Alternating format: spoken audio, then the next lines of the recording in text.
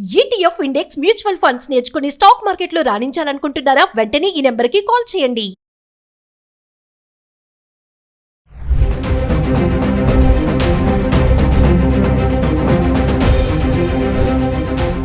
నమస్కారం, నేను మీ అడ్వకేట్ సంగీత. మన భారతదేశానికి చెందిన నర్స్ నిమిష ప్రియను మరో 7 రోజుల్లో యమన్ దేశం ఉరితీయబోనుంది. గత 7 సంవత్సరాల నుంచి ఆవిడ నన్ను రక్షించండి, నాకు ప్రాణభిక్ష పెట్టండి అని వెయ్యని పిటిషన్ లేదు, కోరుకోని అధికారి లేరు. కానీ అప్పటికి కూడా ఆవిడకు ఉరి శిక్ష నుంచి తప్పించుకునే అవకాశం రాలేదు. జూలై 17వ తేదీన ఆవిడను అక్కడి యమన్ దేశం ఉరి తీయడానికి అన్ని ఏర్పాట్లు కూడా చేయడం జరుగుతుంది. అసలు ఈ నిమిష ప్రియ ఎవరు, ఆవిడకు ఉరి శిక్ష అక్కడున్న యమన్ దేశం వేయడానికి కారణం ఏంటి అనేది ఈ వివరాలు ఒకసారి తెలుసుకునే ప్రయత్నం చేద్దాం. నిమిష ప్రియ కేరళలో 19 సంవత్సరాలకే తను నర్సింగ్ కోర్సును కంప్లీట్ చేసుకుంది.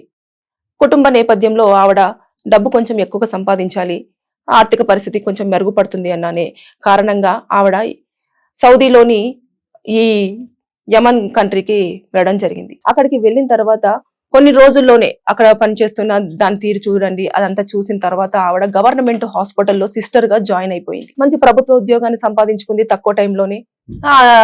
ఉద్యోగం వచ్చిన కారణంగా వాళ్ళ తల్లిదండ్రులు కూడా ఆవిడకు టమ్మీ థామస్ అనే వ్యక్తితో, కేరళకు సంబంధించిన వ్యక్తితో పెళ్లి కూడా జరిపించారు. పెళ్లి అయిపోయిన తర్వాత మళ్ళీ భర్తను తీసుకొని మళ్ళీ యమన్ దేశంకే వెళ్ళడం, అక్కడ కాపురాన్ని కొనసాగిస్తూ ఉంది, ఉద్యోగం చేసుకుంటా ఉంది. కానీ అక్కడ కొన్ని ఆర్థిక ఇబ్బందులు రావడం వల్ల ఆ పాప కూడా పుట్టింది, కొంచెం పరిస్థితులు బాలేవు అని చెప్పి పాపను చూసుకోవడానికి కూడా భార్యాభర్తలు ఇద్దరు ఉద్యోగం చేసుకుంటుంటే పాప కొంచెం ఒంటరిది అయిపోతుంది అని చెప్పేసి హస్బెండ్ ఎవరైతే టమ్మీ థామస్ ఉన్నారో ఆ పాపను తీసుకొని మళ్ళీ ఇండియాకి రావడం, వాళ్ళ అత్తయ్య వాళ్ళ ఇంటి దగ్గర ఉండడం అనేది నడుస్తా ఉంది.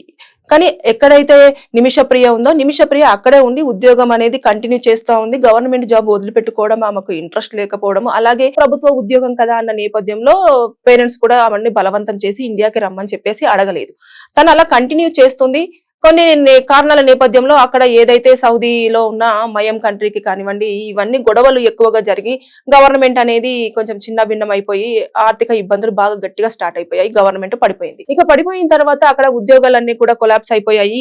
ఏం చేయాలి అన్న పరిస్థితిలో నాకు ఈ ఉద్యోగం, నాకు ఈ పని వచ్చు కదా, నేను సొంతగా ఒక క్లినిక్ స్టార్ట్ చేసుకోవాలి అని చెప్పేసి నిర్ణయం తీసుకుంది నిమిష ప్రియ. కానీ అక్కడ వేరే కంట్రీ నుంచి వెళ్ళిన పౌరులు ఎవరైనా సరే అదర్ కంట్రీలో బిజినెస్ స్టార్ట్ చేసినప్పుడు ఎవరైతే అక్కడ ఉంటున్నారో, ఏ కంట్రీకి సంబంధించిన పర్సన్ అక్కడ సిటిజన్షిప్ ఉంటుంది కదా, వారికి ఎవరైతే ఉంటారో ఆ పర్సన్ ఇందులో పార్ట్నర్షిప్ గా ఉండాలి. కంపల్సరిగా ఉంటేనే ఆ నమ్మకంతో అక్కడ గవర్నమెంట్ అనేది బిజినెస్ పెట్టుకోవడానికి పర్మిషన్ ఇవ్వడం జరుగుతుంది. సరే అని చెప్పేసి ఇవన్నీ అన్ని దానికి బిజినెస్ కు సంబంధించిన వివరాలన్నీ కనుక్కున్న తర్వాత ఈ నిమిష ప్రియకు ఎప్పటి నుంచో అక్కడ పనిచేస్తుంది కదా, ఆవిడ చాలా తక్కువ ఏజ్ లో వెళ్ళినప్పటి నుంచి 20 years నుంచి అక్కడ ఉందని మనం అనుకోవచ్చు.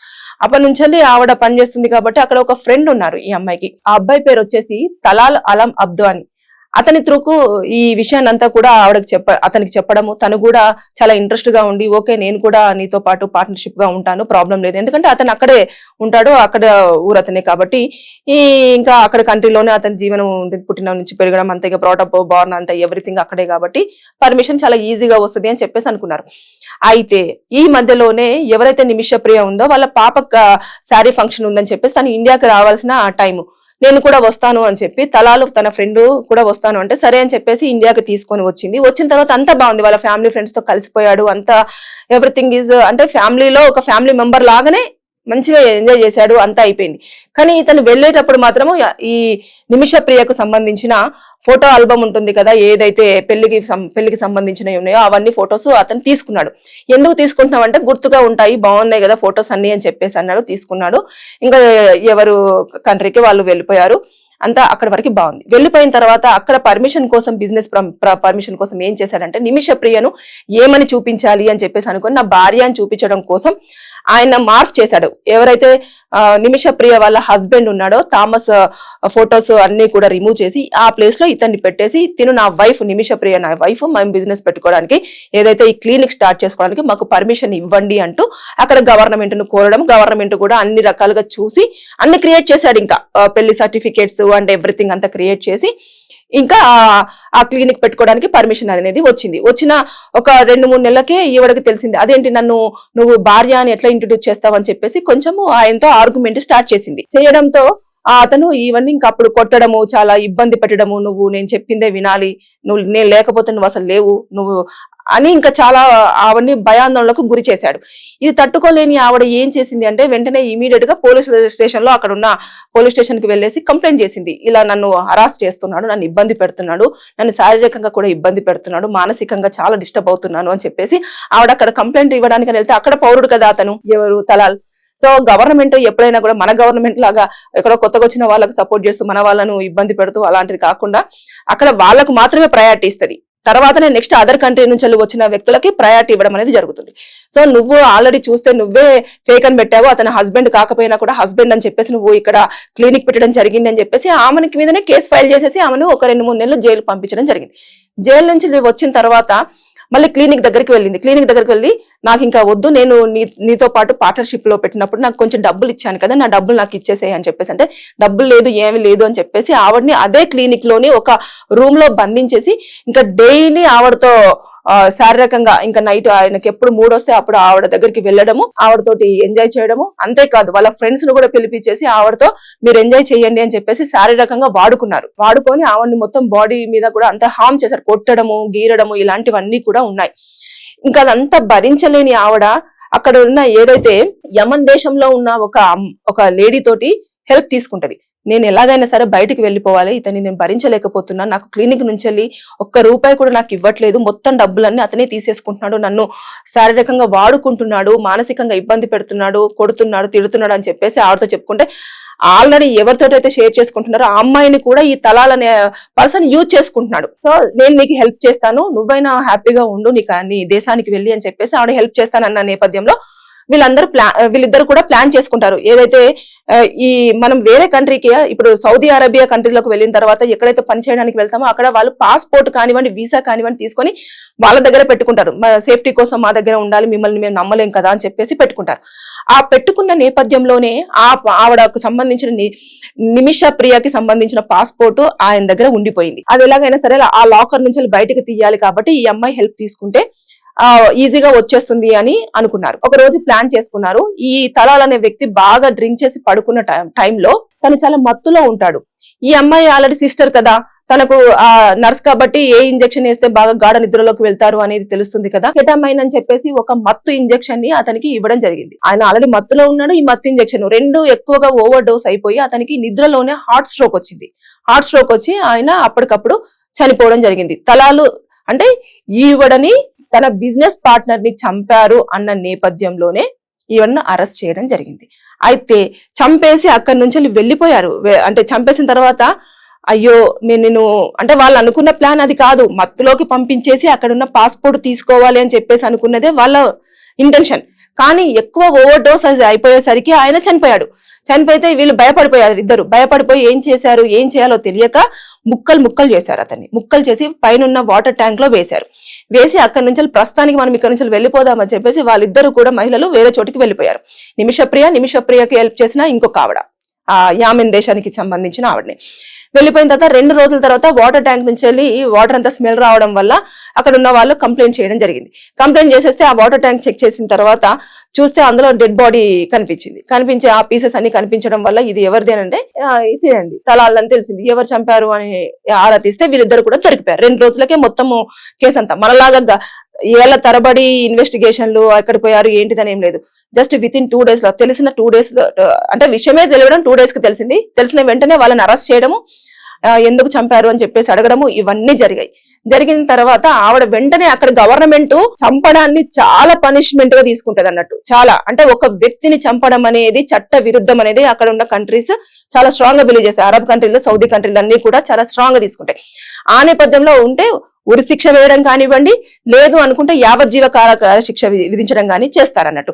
అయితే ఈ నిమిషప్రియ కదా ఇంజక్షన్ ఇచ్చి చంపేసింది, అందుకోసం అని చెప్పేసి అంటే చనిపోలేదు అని చెప్పేసి ఈవిడ కూడా అనుకోలేదు. కానీ అన్ఎక్స్పెక్టెడ్ గా చనిపోయినప్పటికీ కూడా ఈవిడ ఇంజక్షన్ ఇవ్వడం వల్లనే చనిపోయాడు కాబట్టి ఆవిడని మెయిన్ గా A1 గా క్రియేట్ చేసి ఆవిడకి ఉరి శిక్ష, ఈ అమ్మాయికేమో యావజ్జీవ కారాగార శిక్ష అంటే జీవిత ఖైదు వేయడం జరిగింది. అయితే ఈ వేసిన టైంలో 2020లో ఏదైతే ఆ ట్రయల్ కోర్ట్స్ ఉంటాయి కదా, ఆ ట్రయల్ కోర్ట్స్ దగ్గరికి వెళ్ళేసి నేను ఇలా కావాల్సుకొని చంపలేదు, ఇలా జరిగింది అని చెప్పేసి ఆవిడ విన్నవించుకొని ఒక పిటిషన్ వేస్తే ఆ పిటిషన్ ని నాకు క్షమాభిక్ష పెట్టండి, నేను అసలు ఏమి చేయలేదు, నాకు ఉరి శిక్ష నుంచి విముక్తిని చేయండి అని చెప్తే ఆ పిటిషన్ ని అక్కడ ట్రయల్ కోర్టు కూడా క్యాన్సిల్ చేసేసింది. ఇంకొక ఫర్దర్ గా వెళ్ళాలి అని చెప్పేసి సుప్రీంకోర్టు జ్యుడిషియరీ కౌన్సిల్ దగ్గరికి వెళ్ళేసి మళ్ళీ ఆవిడ ఒక పిటిషన్ పెట్టేసుకుంది, నాకు ఉరి శిక్షను రద్దు చేయండి అని చెప్పేసి ఒక పిటిషన్ ఫైల్ చేసింది.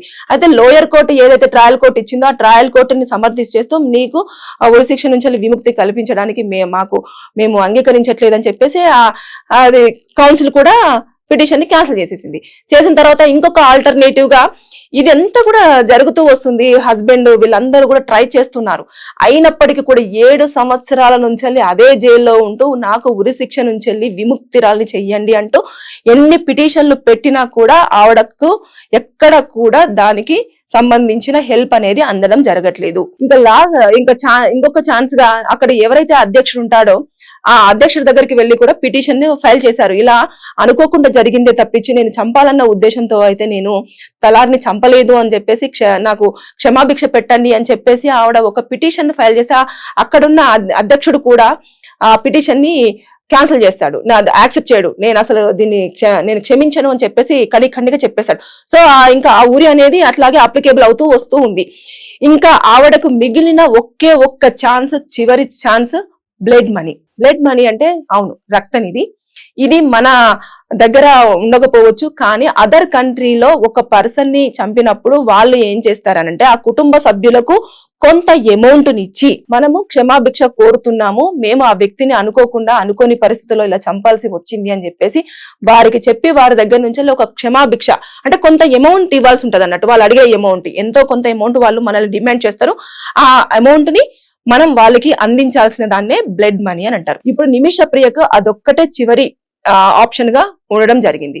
అయితే ఈ నేపథ్యంలో నిమిష ప్రియకి సంబంధించి ఒక ఫౌండేషన్ ని కూడా క్రియేట్ చేశారు, కొన్ని ఫండ్స్ కూడా కలెక్ట్ చేయడం జరిగింది. మొత్తం దాదాపుగా అంటే ఇంకా ఫ్యామిలీ మెంబర్స్ అందరూ కూడా డైరెక్ట్ గా ఎవరు కూడా నిమిష ప్రియ విషయంలో ఇన్వాల్వ్ అవ్వడానికి ఇక్కడ ఛాన్స్ లేదు. ఇక్కడ మన కోర్టులోనైతే ఎవరైనా వచ్చి ఇన్వాల్వ్ అవ్వడానికి ఉంటుంది కదా, అక్కడ మధ్యవర్తిత్వం చేయడానికి ఎక్కడ కూడా ఉండదు. అక్కడ ఉన్న ఎవరైతే ఉంటారో ఆ అధికారులు మాత్రమే మాట్లాడడానికి అన్ని రకాల ఎలిజిబిలిటీస్ ఉంటాయి. సో వీరు ఎవరైతే అక్కడ అధికారులు ఉంటారో వాళ్ళు మాట్లాడడం, వాళ్ళు కోర్టు త్రూ మాట్లాడడం ఇలాంటివి జరుగుతాయి తప్పించి డైరెక్ట్ మనం ఇక్కడ కూడా యాక్సెస్ అవ్వడానికి ఉండదు. సో నిమిష ప్రియ పేరు మీదుగా కూడా ఒక మనీ కలెక్షన్ కోసం అని చెప్పేసి ఒక ఫౌండేషన్ ని క్రియేట్ చేశారు. దాని పరంగా 7,50,00,000 రూపాయలు కూడా ఫండ్ అనేది రైజ్ అయ్యింది. ఆ డబ్బులు వాళ్ళ ఫ్యామిలీకి ఇచ్చి క్షమాభిక్ష కోరుదాము అని అంటే ఇప్పటి వరకు తలాలకు పెళ్ళైపోయింది, పిల్లలు కూడా ఉన్నారు. ఇప్పటి వరకు ఆ తలాలకు సంబంధించిన ఫ్యామిలీ మెంబర్స్ ఈ విషయంలో ఇన్వాల్వ్ అయ్యిందే లేదు, అసలు ఈవిడకు కలవడానికి అవకాశం ఇచ్చిందే లేదు.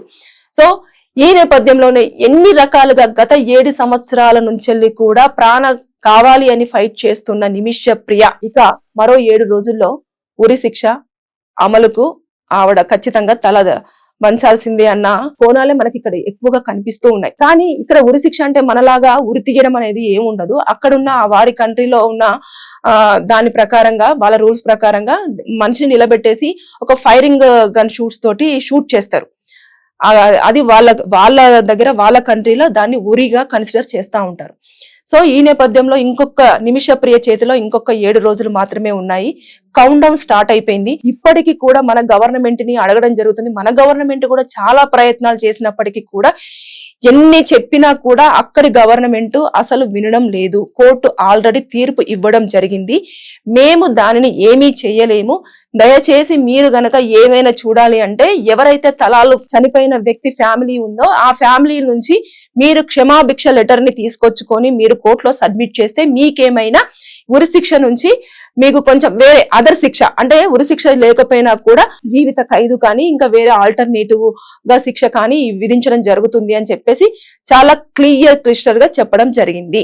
సో నిమిష ప్రియ ఇప్పుడు చాలా అన్ని ప్రయత్నాలు చేసినా కూడా ఎక్కడ కూడా ఆమె ప్రాణం ఎక్కడ ఎలా కాపాడుకుంటుంది అనేది లేదు, ఆవిడ చేతుల్లో ఉంది. వాళ్ళ కుటుంబ సభ్యులు అన్ని రకాలుగా ప్రయత్నం చేస్తున్నారు. సో ఫింగర్స్ క్రాస్, ఇంకా మనం వేచి చూడాల్సిందే.